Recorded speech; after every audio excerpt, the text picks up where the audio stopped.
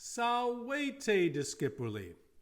In this video lesson, we will continue where we left off in the story Tres Filiae, and we will encounter what happens when the emperor sends a letter asking for help from his second daughter. Remember, the one who told him that she loves him as much as she loves herself.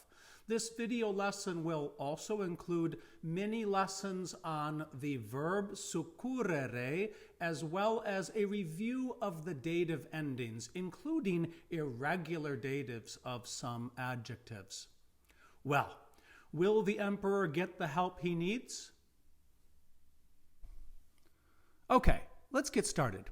Now, remember, whenever you are translating Latin, it is very important, read the entire sentence first, because when you have the big picture, it might affect like where you start in your translation. It's not always a great idea to translate the first word of the Latin as the first word of your English translation. So as we proceed, I am going to read the Latin out loud for you, and then the translation will appear word by word or phrase by phrase, and we will discuss points worth knowing.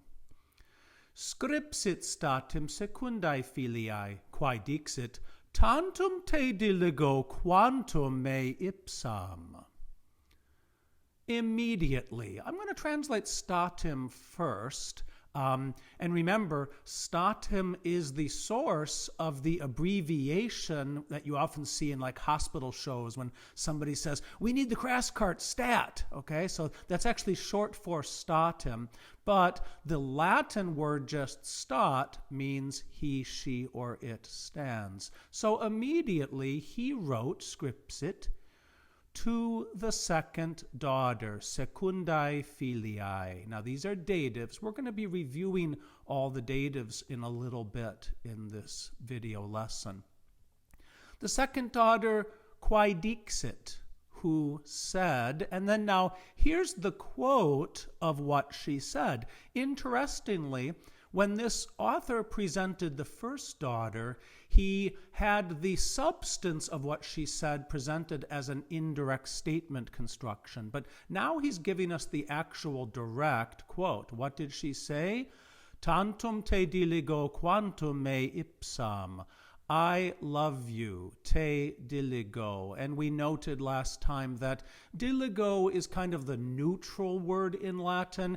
You know, you would, in the classical period, you wouldn't use the verb amare for like a daughter and a father. Amare implies, at least in that period, romantic love.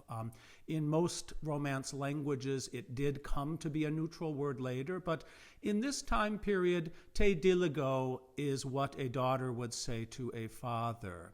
Now, for the concept of as much as, in Latin, you use the two words tantum and quantum, but note here, the tantum goes with the first element, tantum te, and the quantum goes with the second element, quantum me. So tantum te quantum me, I love you as much as, understood, I love me, myself. Okay, now, but just because in Latin you would say me ipsam, me, myself, in English, you would actually omit this word. The best English translation would be, I love you as much as I love myself.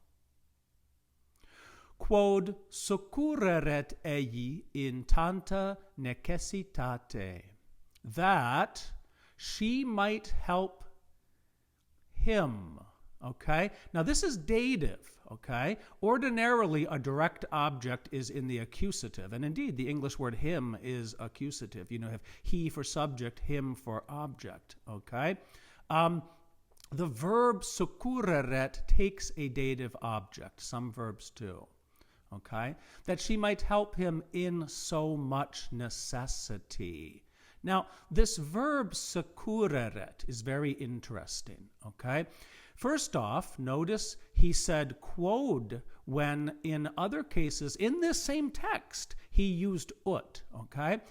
In the formal language, it would be ut, okay? Julius Caesar would always have said ut, but In the later period of the empire and into the Middle Ages, ut is being replaced by the conjunctive quod, okay? And our author sometimes seems to forget themselves. Sometimes they stay classical. Sometimes they go colloquial and use those elements which are starting to appear like the Romance languages.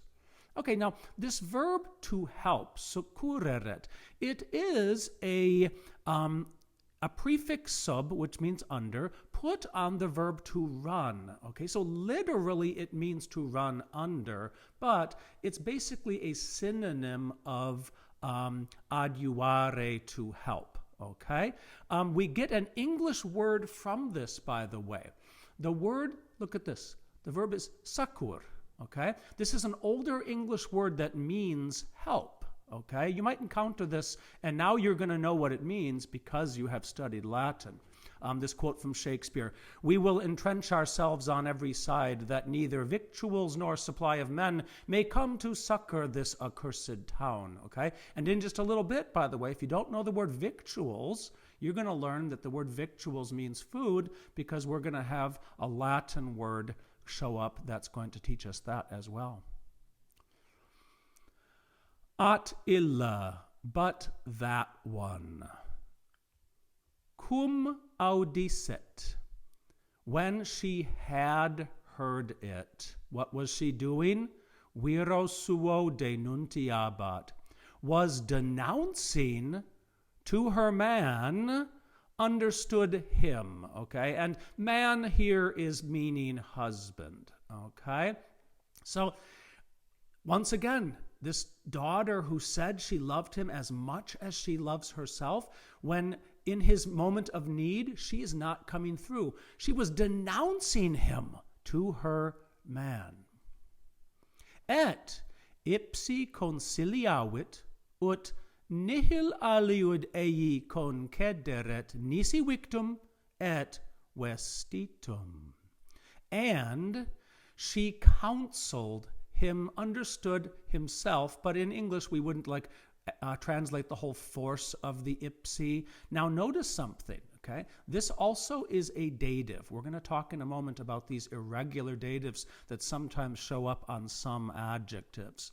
She counseled him that, okay, notice in the previous clause our author was using quod, now our author is keeping it more classical, that he might grant concederet to him nothing else, nihil aliud, except, what is she telling her husband that they should send to her father the emperor in his time of need? Food and clothing. Now, you had learned earlier, of course, the word kibus means food. Victum is a synonym that means food. Why might our author have chosen victum instead of kibum? Think for a moment. I'll suggest our author is trying to be stylistically interesting. If the author knew that it was food and clothing and vestitum starts with a V, why not use a synonym for food that also starts with a V? So victum et vestitum kind of just sounds more poetic than kibum et vestitum. Okay, so again, worth learning. The word victual in English is a word that means food. We also, from vestitum, we get the word vestments. Okay, vestments is a name for like liturgical clothing that some type of a minister might wear. Quamdiu viveret honeste pro tali rege, et super hoc litteras patris suo re scripsit. For as long as he might live. I mean, goodness, she's actually saying she doesn't care if he lives the rest of his life out, exiled from his empire, merely needing someone to come rescue him. She's just sending food and clothing. Honestly, for such a king. I mean, so he's going to have some nice food and clothes, but he's exiled. Et super hoc, and about this. Now, in the classical period, we would have seen, instead of super, we would have seen the preposition de. Okay, de is our go-to preposition that means about in the classical period. But notice something interesting. In Spanish, the way you would say about is sobre. Okay, sobre is derived from super. What this shows again is in the late imperial and early medieval period, Latin is starting to use words that will later become the Romance languages, okay? And it's very possible the reason our author is not using de as the way to say about is that in our author's now colloquial dialect, de is possibly becoming, as it is in all the Romance languages, the preposition that means of. And about this, she wrote back. We talked last time about how Scripsit means wrote, but re means either to do something again or to do it back. So in this case, she wrote back a letter to her father. Okay, so now this will be a good time for us to review the dative because look what we've got here. So patri is dative. Suo is dative, and yet they go together, and that is because the noun pater is a third declension and patri is the normal dative form, but the adjective suus that goes means to, for him or for her, that adjective is going to take different endings, okay? So, but the two words are still going to agree with one another in case, gender, and number. So now would be a good time for us to take a look at all of the datives and kind of get a nice overview of it. Okay, so let's use this opportunity to review all of the possible dative endings. Okay, so you see here the dative singular of the 5 different noun declensions. Okay. One point of commonality, it is true that the 3rd, 4th, and 5th declensions all end in an I, okay? So if you see an I, it is a very common possible dative ending, okay? In the plural, we have is and is in the 1st and 2nd. We have ibus and ibus in the 3rd and 4th, and abus in the 5th declension noun. Okay, so that is what explains why it was possible, patri suo, to her father, because patri, the noun pater, is a 3rd declension, and that's why it has an I for a dative, but the adjective uses the 2nd declension ending, and that's why it's suo.